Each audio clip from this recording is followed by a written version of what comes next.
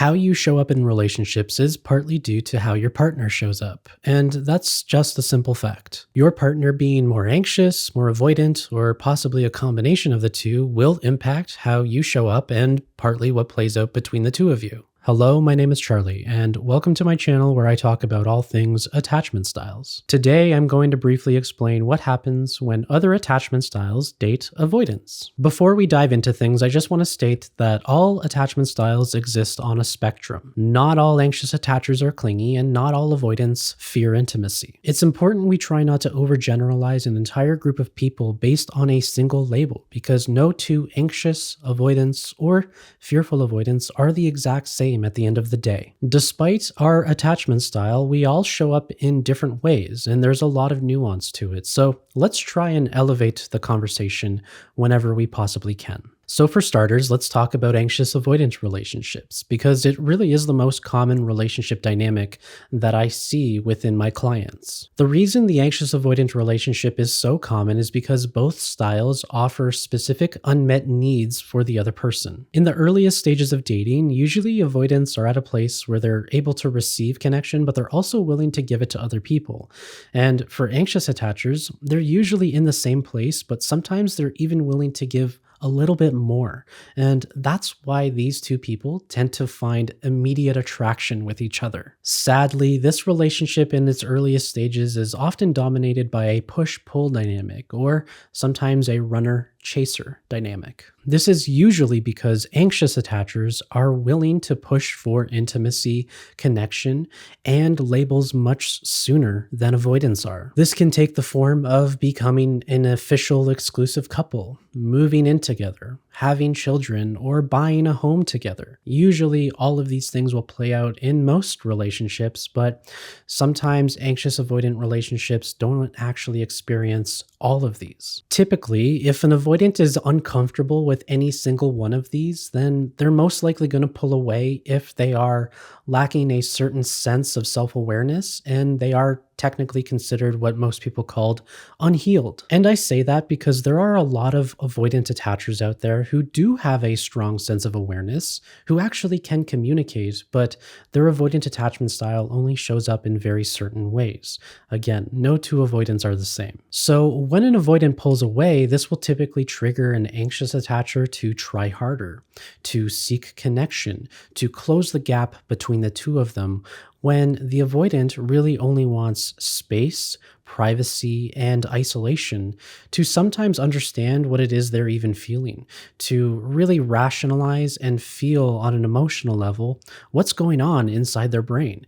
And sometimes they can't do this when they're in close connection with the other person, and that can unfortunately be very triggering for many anxious attachers. However, I do want to specify that not all anxious attachers become triggered just because an avoidant wants space.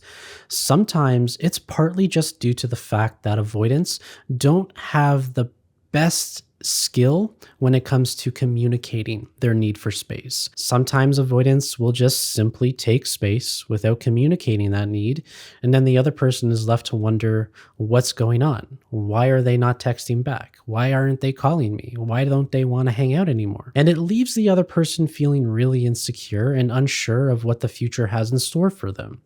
This can usually be mediated by the simple fact that an avoidant just has to communicate what's going on, what they're feeling, if they need space, and simply how long they might need before they can reach back out to them.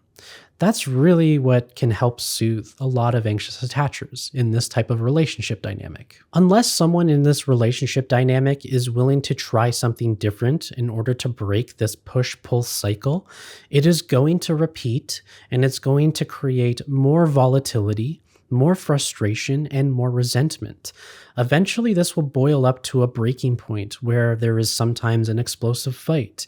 And in that process, they go through what is rupture and repair. And sometimes they can repair this conflict. Many times, unfortunately, they can't. And the longer this goes on, the more hopeless it feels for both people in this connection.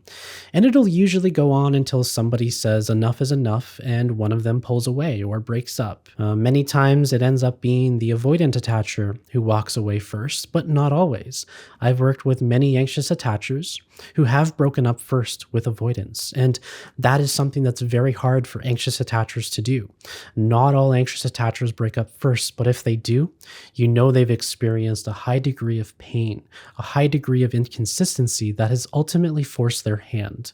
And it is both saddening to see anxious attachers have to go through this, but it is an equally healing experience for them as well, because it shows that at some point they have to prioritize themselves, because very unhealed anxious attachers, they are sometimes willing to overstay their welcome in relationships that do not fulfill them, which can only further increase feelings of inferiority or needing to try hard to earn someone else's love.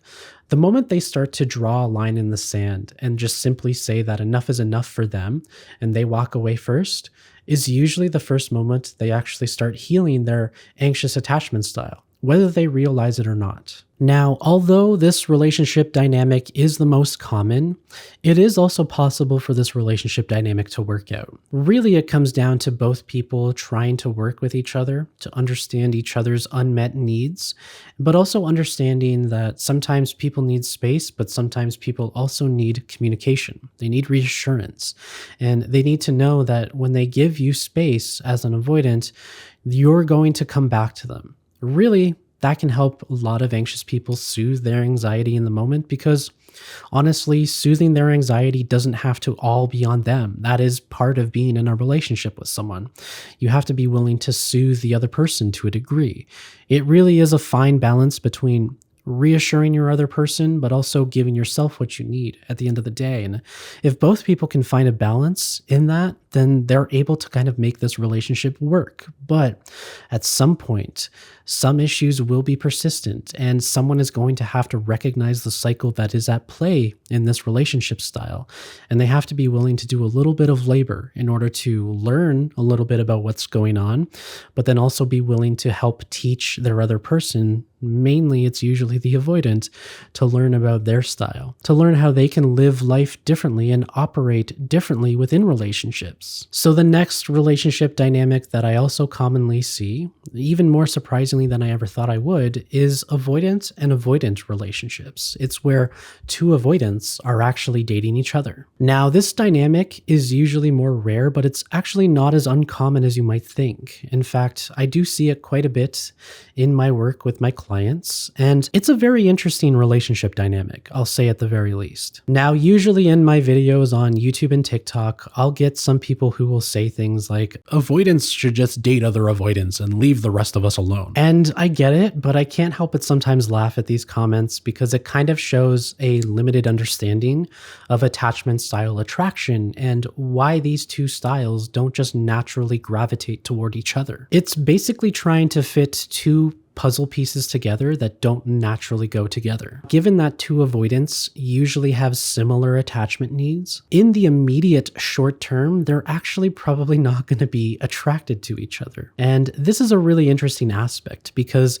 those relationships where two avoidants were able to get past that immediate phase and actually learn to be in a relationship with each other, they actually make some really groundbreaking discoveries about themselves. It's because of what two avoidants often lack within themselves that they can become so drawn to each other over time. Usually these relationships can be a slow burn at the start, and very often two avoidants that end up dating each other were usually friends in the beginning.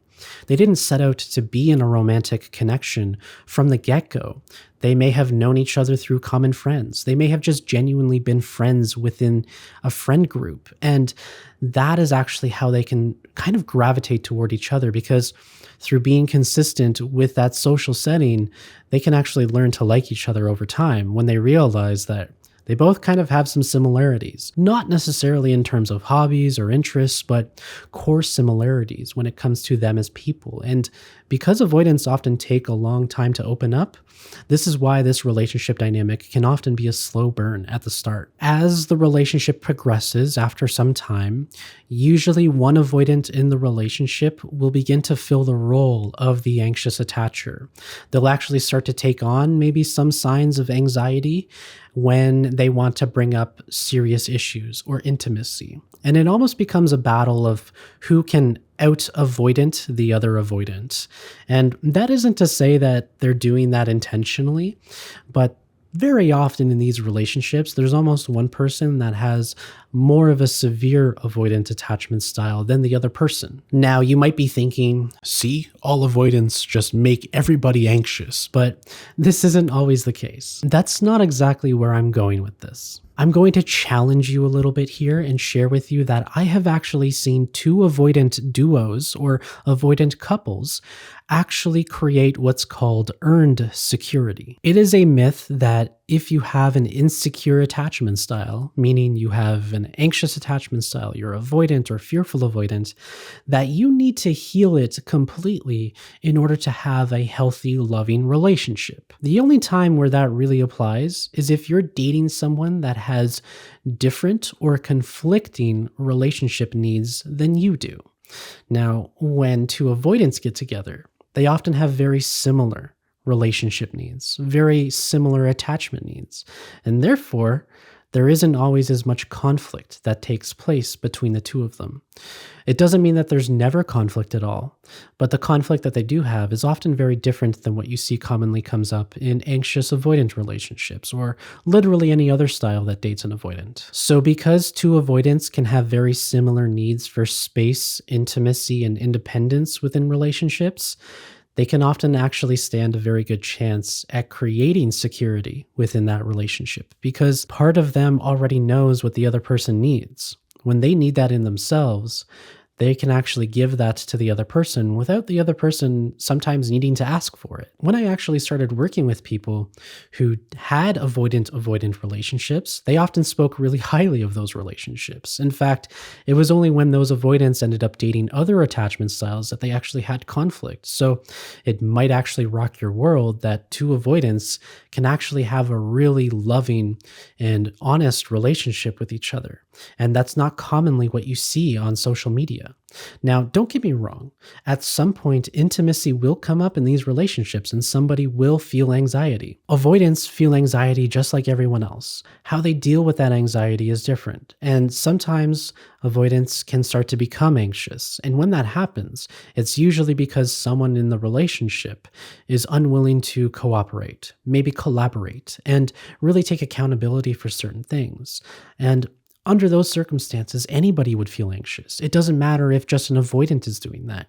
If an anxious person is doing that, it's going to make someone else feel anxious. It might even make them feel avoidant. So this also applies to any attachment style. It is not unique to avoidance, but it can come up in those relationship dynamics. So in those relationships where two avoidants actually worked well together, it was often because of their similar relationship needs, their needs for space, for intimacy and connection, but also for independence. When they were able to find a routine or a happy medium that worked for both of them, they were actually able to make it work.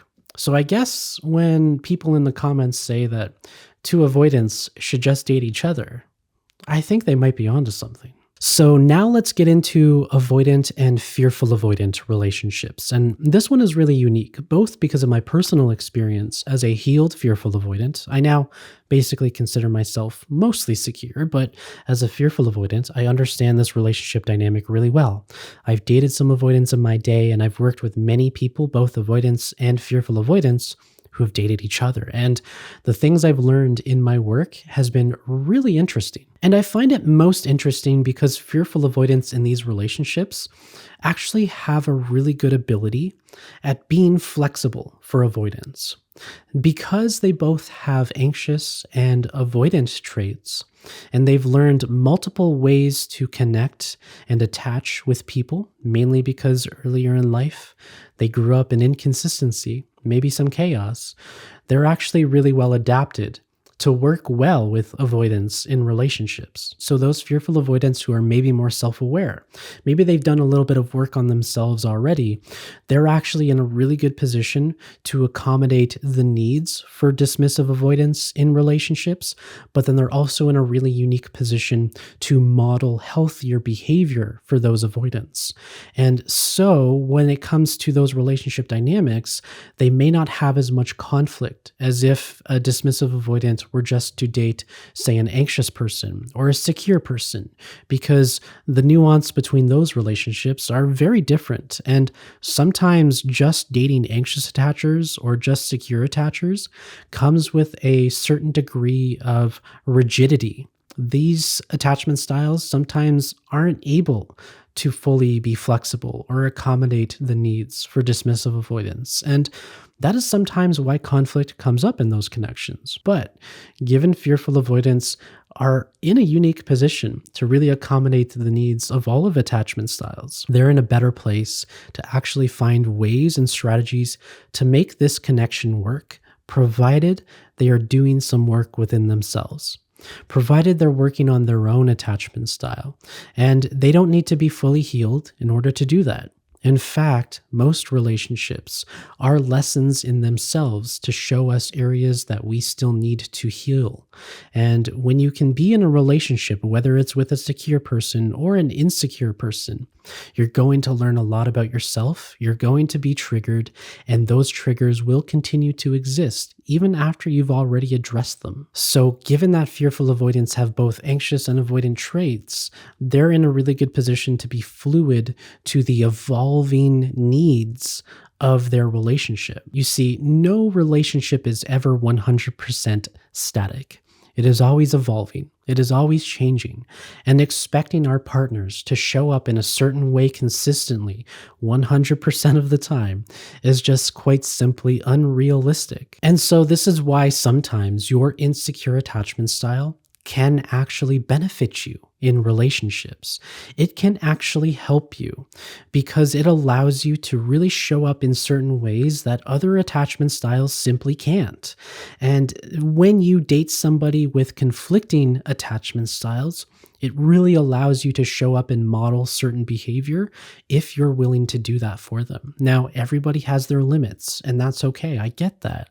You shouldn't be in a relationship for a prolonged amount of time that isn't fulfilling for you. But what it does mean is that if you're dating someone at the right moment in time, where they're in a place to really be receptive to this personal growth, to this personal healing, then you stand a really good chance at modeling behavior for them that wasn't modeled for them earlier in life. And really, that's what attachment healing is all about.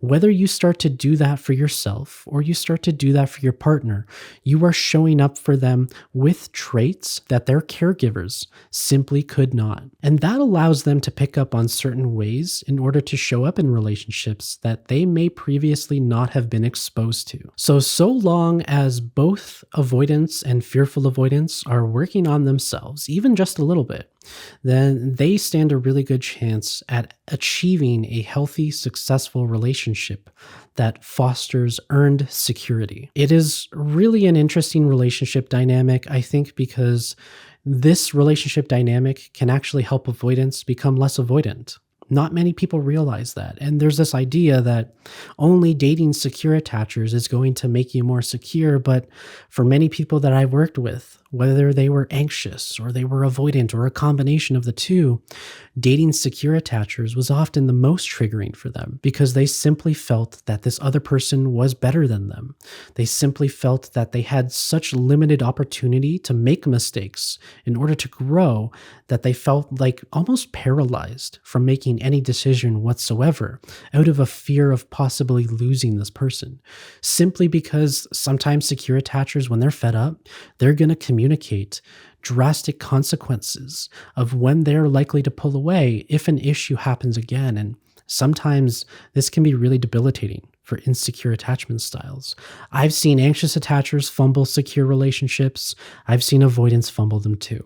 It doesn't matter what attachment style you have. Everybody has the ability to ruin a relationship if they're not working on themselves. So provided an avoidant and a fearful avoidant are both working on themselves, whether intentionally or unknowingly, and they start taking on new traits, they stand a really good chance at creating earned security. If they don't, then it's most likely that a fearful avoidant is going to start to feel anxiety more than their avoidance side. And then they just kind of fall back into that stereotypical anxious avoidant relationship. And from that point on, it just becomes an endless cycle of very high highs and very low lows, to the point where it either becomes really toxic and then eventually just implodes on itself. It becomes really destructive, and both people just can't make it work after a certain point because of so much that has happened. And it's really a shame to see, but it is a common thing that does happen and I think should be addressed. Now, the last relationship style, and the most uncommon one, is when avoidants are dating a secure attacher. Now, there's a lot of belief out there that dating a secure attacher is going to make you secure, but this is not always the case. Again, it really depends on if the avoidant attacher is in a place where they're able to really take a good hard look at themselves, to really reflect and basically let their ego take a back seat with how they show up in relationships. And if they can do that, then the secure attacher is going to be able to model healthy behavior for the dismissive avoidant, and they'll start to take on some of those habits and behaviors. But if they're still in a place, whether it's because of proximity or time, that they're just simply unready to start unpacking all of those wounds, to really start addressing some of their shortcomings honestly, openly, and intimately, then it's going to be sometimes a short-lived relationship, but equally destructive as if it were a long-term relationship. Now, the bar for secure attachers is often pretty high, and that's a really important detail because secure attachers, they're going to communicate their needs early on. They're going to call out stuff when it comes up, and they're not going to be shy about their feelings. This is a normal thing for them. They had this modeled for them either through their parental relationship, whether they had a mentor growing up. At some point, they learned that this is a healthy way to connect with people. And so this dynamic in and of itself can be quite triggering for dismissive avoidance. However, it doesn't always mean that because dismissive avoidants date this attachment style, that they're going to pull away. On the contrary, dating a secure person can actually make a dismissive avoidant more anxious, not in a negative sense, but in the sense that their anxiety is so compelling that it actually encourages them to start communicating for certain needs, to start communicating about certain issues, sometimes even first.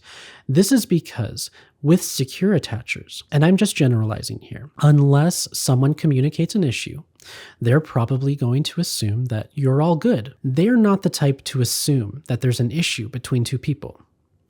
If someone doesn't communicate an issue, they're going to assume that you're all good. They are not always going to go out of their way to ensure that the other person feels secure in the relationship. They may do certain behaviors that kind of create this sense of feeling, but they may not necessarily communicate that, because when it comes to communication, many secure attachers have the belief that unless there's an issue, there's no reason to assume there is one. Many of them have had this modeled for them that they think it is second nature. And when they date dismissive avoidance, they may not initially realize that they're not communicating an issue, even though an issue exists. Because secure attachers, again, when an issue comes up, they're going to communicate it. They're going to share that with the other person. They're going to be open and honest about their feelings.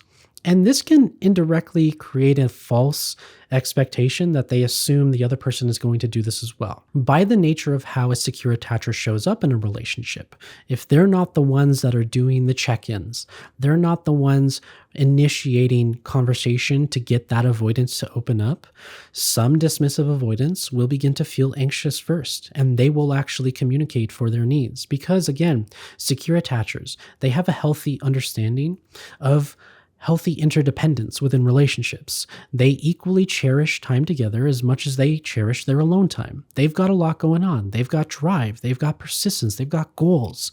And for some dismissive avoidants, this can actually make them begin to feel anxious, simply because they now realize that this person isn't treating them how, like, say, an anxious attacher would, where they're over encompassing their life. They're becoming so engulfed in their life to the point where the dismissive avoidant has to be the one to assert boundaries.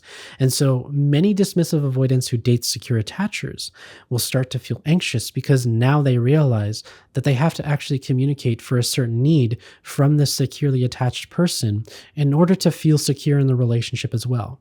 And that's why they can start to feel anxious. The big key defining factor, though, is that in all relationships, dismissive avoidants feel anxiety. When they're dating anxious attachers or sometimes other styles, they won't necessarily communicate that. But what makes dating secure attachers unique is because they don't assume that you have a problem until you communicate it. It motivates dismissive avoidants to take that first action to communicate first. And this is how they can actually indirectly become secure, by dating a secure attacher. It doesn't mean they become fully healed. They just start to adopt more secure behaviors. And over time, if this relationship dynamic can actually work through issues, then the dismissive avoidant is going to start modeling more secure behavior. Now, obviously, this doesn't reflect every avoidant secure relationship. Sometimes, if secure attachers are dating people with severe avoidant attachment, or the relationship is just very triggering for them, then the secure attacher may start to take on anxious traits. They may start to feel an impending sense of anxiety in that relationship, and they may start to behave in certain ways that they wouldn't normally have in other relationship styles. And that's really unfortunate because many secure attachers can become anxious over time.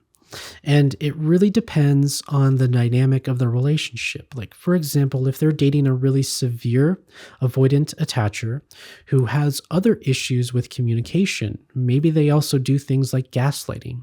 They're also manipulative, which aren't necessarily inherent to attachment styles, but it's just something that takes place in the relationship. Then it's going to make a secure attacher, and realistically anybody, question their needs. Question the beliefs they have about themselves and why they feel certain things. That is the recipe for creating an insecure attachment style. And it's also why sometimes people don't become insecure until they date another insecure attachment style. Now, I say this because it is a common thing that can happen. I'm not here to make avoidance look better, even though I am willing to validate their needs, their desires, and their dreams just as much as all of the other styles. But what it does mean is that by not working on themselves, they can indirectly influence other people. And it's just a reality that most people have to acknowledge. Unfortunately, not every avoidant does. And that's another reality. Speaking generally, of course, when a secure attacher goes through a breakup with a dismissive avoidant, they are more likely to recover faster. Because if they've already gone through a breakup before in the past, where they dealt with those emotions and they resolved a lot of those beliefs that they've had about themselves during that breakup, they are in a better place to cope and soothe during that breakup. Again, because a lot of this behavior and belief systems were modeled for them, but also because they have certain tools that allow them to honor their feelings, to process those emotions, and to move on in a way where they transition away from having the other person meet their needs to meeting their own needs. And this is one of the defining signs of, say, an anxious attacher who has a hard time getting over a breakup with a dismissive avoidant because they don't have the necessary belief systems and habits and understandings that are required in order to transition away from leaning on someone else to learning to lean on yourself for support, to be there to fill up your own cup. And that is why many secure attachers can get over breakups very quickly. It's also why many times people who are secure are often mislabeled as avoidant because they're able to move on very quickly as well. And I think content like mine that is more deeply driven towards educating are very important because out there in the world, there's a lot of misinformation and misconceptions about avoidant attachment. Often it's mislabeled as narcissism. Often it's mislabeled as BPD. Those are all separate things. Avoidant attachment is many times just a larger symptom of another issue that exists in a person's life, but not always. And so that really does explain the nuance and the spectrum that attachment styles exist on. So based on my experience working with all attachment styles, those are some of the most common dynamics I've seen play out in avoidant relationships. Now, as I said before, no two avoidants are going to be the exact same. Now, in the past, when I was more fearful avoidant and I leaned more on the avoidance spectrum, I didn't necessarily fear intimacy. I didn't necessarily fear relationships. Like, they were not triggering for me. My avoidant attachment would only become triggered when conflict arose, because there was an inner child in me that just wanted to be validated, reassured, and told that even though conflict exists, you're not a bad person. I didn't really get that behavior and treatment growing up, and I was often mislabeled as a bad child, even though I had certain needs. I had unmet needs. And so that is what created, for me at least, a fearful avoidant attachment style where I leaned more avoidant. It wasn't until I actually started dating and I ended up dating another fearful avoidant who I'm still with to this day that I became more anxious. But that anxiety actually helped me to start healing. So just because you may have an insecure attachment style doesn't mean you need to fully eliminate it in order to heal. In fact, traits of that insecure attachment style, whether you're anxious, avoidant, or a combination of the two, are going to be the very things that help you become more secure. And becoming secure does not necessarily mean you are eliminating your attachment style. What it means is you start taking on healthier beliefs, better habits, and you start taking certain actions within connection and conflict that creates a sense of security in your relationships, but also in yourself. And I think it's important to state that because all attachment styles, even secure ones, have the ability to hurt, abuse, and abandon other people. Just because you have a certain attachment style does not mean you're inherently a good person, and it doesn't inherently mean you're evil or bad. Attachment styles are not a predictor for future behavior. They are simply an explanation for those behaviors, not an excuse though. And that's a really important thing to consider. Attachment theory and attachment styles are not an excuse for poor treatment. Personal accountability is still important, whether it's for something you do to someone else or something you do to yourself. It doesn't matter whether it's a connection with someone else or the one you have with yourself. You have to be willing to be accountable in those connections in order to grow and heal. So if you're interested in learning more about attachment styles, then feel free to check out my videos on these. In the meantime, happy healing, and I'll see you in the next video.